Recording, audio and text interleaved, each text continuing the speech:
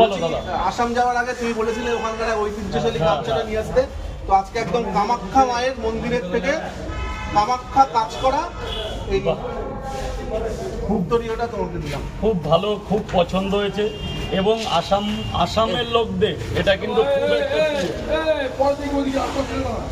এই রাস্তাটা ছেড়ে দাও। আসামবাসীদের কিন্তু এটা একটা খুব জনপ্রিয়, এটা জন্ম থেকে মৃত্যু সব কাজে কিন্তু আসামবাসীদের দেখো এখানে লেখা আছে লাগে। পুরো মা কামাখ্যা। মা কামাখ্যা, দাদা কামাখ্যা মন্দির থেকে নিয়ে এসছি।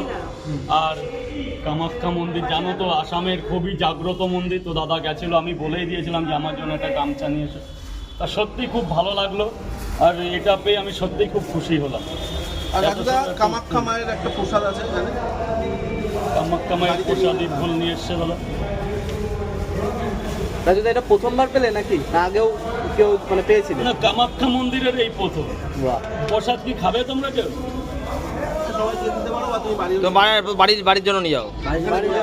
ফুল আছে। তাহলে বাড়ি নিয়ে যাও। তুমি কি গিয়েছো কামাখ্যা? না না না, আমি আসামে কখনো যাই।